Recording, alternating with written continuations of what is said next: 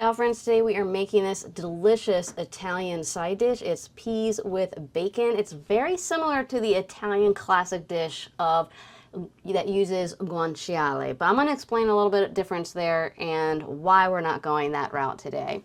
So to get started, all you need is an onion, some olive oil, salt, pepper, peas, and of course the meat, which is we are using bacon today. So to start off, you just simply take your onion and we're going to just dice it real nice into nice little small pieces. All right, now preheat your saute pan over medium-low heat. Add in about 2 tablespoons of the olive oil and then let that heat up a little bit just for about a minute. Then add in your onion, stir to coat because you really want it to be coated with that olive oil so that it cooks through and really absorbs a lot of that flavor. And we're gonna let that cook for about 8 minutes.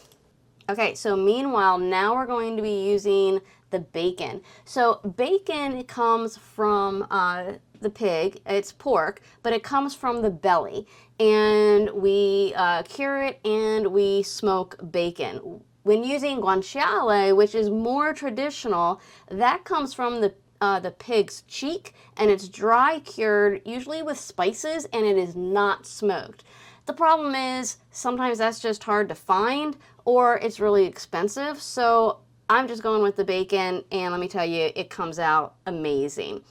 Sorry about my camera angle, it's only for a few seconds here. I accidentally bumped it and didn't realize it. So, but the point of this section is that now once the onions are nice and translucent and you can add in the bacon, and we're gonna cook it for about 8 minutes until it's thoroughly cooked. You can even get it a little crispy.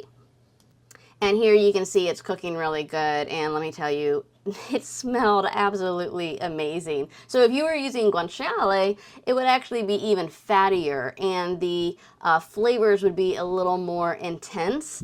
So if you can get guanciale, use it. The process is the same. All right, so this is looking good. I'm really happy with it, and that's great that it's getting brown in the pan. That's just gonna add even more flavor. So next what we're going to do is we are going to add the peas. We are using about 1 pound of peas, so 16 ounces. Now I'm using frozen peas. You can use fresh peas. You can use peas from the can. I like frozen, but when I'm adding it, it will cool everything down. So if you want to push that bacon off to the side, let the peas kind of heat through and then mix it all together, you can do that. That's what I ultimately did, unless your peas are at room temperature. So now what we're going to do is we're going to cover the, we're going to mix everything together and we are going to cover the dish with a lid and we're going to cook it for about 10 minutes.